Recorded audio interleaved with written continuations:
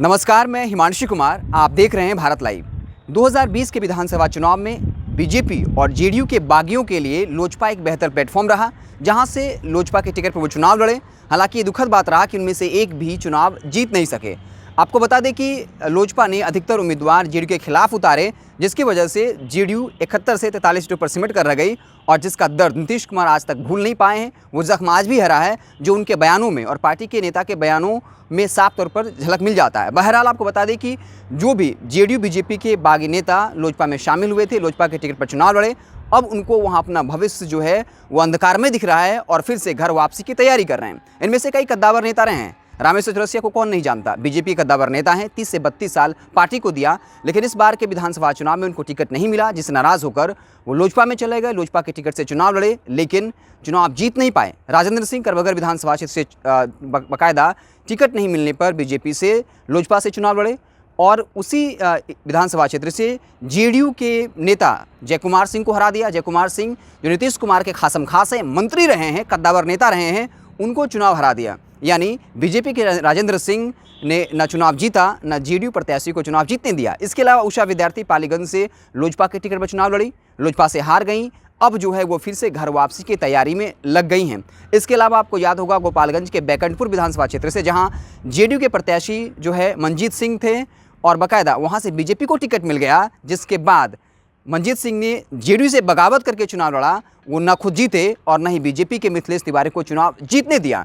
तो इस तरीके से कई जेडीयू और बीजेपी के कद्दावर नेता रहे हैं जो लोजपा के टिकट से चुनाव लड़े अपनी पार्टी से बगावत करके, लेकिन चुनाव हार गए और एक बार फिर से अब वो लोजपा से अपनी पार्टी में घर वापसी की लगातार कोशिश कर रहे हैं। एक नाम आ रहा है बड़ी शख्सियत का, भगवान सिंह कुशवाहा का, जो लगातार हाल में मीडिया की सुर्खी में बने हुए हैं, क्योंकि उनकी मुलाकात वशिष्ठ नारायण सिंह से हुई है और फिर से जेडीयू में शामिल होने की बात की जा रही है। आपको बता दें कि भगवान सिंह कुशवाहा ने जो है बाकायदा जेडीयू के टिकट से चुनाव नहीं मिलने के बाद लोजपा के टिकट से चुनाव लड़ा और 45,000 मत प्राप्त किया, जबकि उसी विधानसभा क्षेत्र से जेडीयू प्रत्याशी को मात्र 25,000 मत मिले। मतलब भगवान सिंह कुशवाहा की वजह से जो है जेडीयू ने एक सीट खो दिया। न भगवान सिंह कुशवाहा जीते, न किसी और को जीतने दिया, यानी जेडीयू को भी नहीं जीतने दिया। तो इस तरीके से भगवान सिंह कुशवाहा और फिर से जेडीयू में घर वापसी की तैयारी कर रहे हैं। वशिष्ठ नारायण सिंह से मुलाकात भी हुई है और स्वाभाविक तौर पर भगवान सिंह कुशवाहा को मौका भी मिलेगा, क्योंकि 45,000 मत मिले हैं, जबकि उसी विधानसभा क्षेत्र से जेडीयू प्रत्याशी जो खड़ा हुए मात्र 25,000 मत मिले।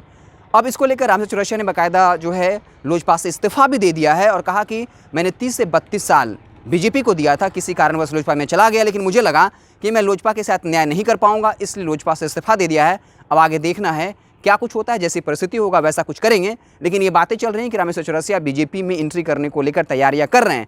इसके अलावा भगवान सिंह कुशवाहा ने भी स्पष्ट कर दिया कि मेरे लोजपा से टिकट के चुनाव से लड़ने को लेकर कोई दिक्कत नहीं है, क्योंकि अगर उपेंद्र कुशवाहा, जिन्होंने राजनीति नीतीश कुमार के खिलाफ करी है, अगर वो जेडीयू में शामिल हो सकते हैं तो मैं क्यों नहीं हो सकता हूँ। ये बात भी सच है। सत्ता में आजकल सियासत में ये नियम, कायदे, कानून, सिद्धांतों की बातें जो हैं वो सिर्फ बातें रह गई हैं। सिद्धांत का कोई यहाँ पे मोल नहीं है। सियासत का एक ही दस्तूर है, अंतिम लक्ष्य है सत्ता प्राप्ति, बाकी तो सब बातें हैं, बातों का क्या। तो इस तरीके से अब देखना दिलचस्प होगा कि क्या इन बागियों की घर वापसी होगी, और अगर घर वापसी होगी तो वहाँ पर बगावत भी हो सकता है, क्योंकि जो नेता उसी विधानसभा क्षेत्र से जेडीयू के टिकट पर चुनाव लड़े या वफादारी की, लेकिन जिन लोगों ने जो है कहीं ना कहीं बगावत किया और फिर से अगर ये पार्टी में शामिल होते हैं तो कहीं ना कहीं फिर से पार्टी के अंदर बगावत हो सकता है। लेकिन आपको पता है कि सियासत में ना कोई अस्थायी दोस्त होता है ना दुश्मन, सब जो है सौदेबाजी का खेल है कि कौन किसके फ़ायदे के काम आ सकता है, और ख़ासकर तब जब जेडीयू और बीजेपी के रिश्ते लगातार तल्ख होते जा रहे हैं। और ऐसा हो सकता है कि आने वाले वक्त में अलग अलग चुनाव लड़ना पड़े। इसलिए ये तमाम सियासी पार्टियाँ अपने बागियों को फिर से पार्टी में मौका देगी, ताकि अगर चुनाव उस परिस्थिति में हो जहाँ जेडीयू बीजेपी आमने सामने हो तो उनके मजबूत कैंडिडेट्स उनके साथ रहें। और इसको लेकर अब देखना दिलचस्प होगा क्या कुछ बिहार की सियासत में होता है, कि ऐसे बागियों को फिर से बीजेपी और जेडीयू अपने पाले में करेगी, क्या उन्हें मौका देगी। हालांकि जेडीयू के बारे में आपको स्पष्ट कर दें, जेडीयू के प्रदेश अध्यक्ष नीतीश कुशवाहा ने कहा है कि जो लोग भूल चूक वश इधर उधर चले गए, लेकिन अब भी नीतीश कुमार में से अपनी आस्था व्यक्त करते हैं, अगर जेडीयू के सिद्धांत नीति पर उन्हें यकीन है तो इसके बारे में पार्टी विचार कर सकती है। तो अब देखना दिलचस्प होगा क्या कुछ ऐसे बागियों को मौका मिलता है, क्या कुछ होता है। आप देखते रहें भारत लाइव। हम आपको पल पल की खबरों से लगातार अपडेट करते रहेंगे। बिहार की सियासत जो तमाम छोटी बड़ी खबरें हैं उससे हम आपको लगातार उरूर कराते रहेंगे। बहुत बहुत धन्यवाद। अगर ये वीडियो पसंद आई और वह बिहार के राजनीति और बिहारियत से सरोकार रखेनी तो सब्सक्राइब बटन दबा के चैनल के सब्सक्राइब कर ली। ओजे एगो घंटी बा, ओकरा बटन दबा देला से कुल सटीक और मारक खबर रुआ मुफ्त में मिल जाई। अगर रुआ पत्रकारिता के हमनी के नया प्रयोग में सहयोग कर चाहतानी तो ज्वाइन बटन दबा दी। पेटीएम नंबर नोट कर ली 9386816700। धन्यवाद।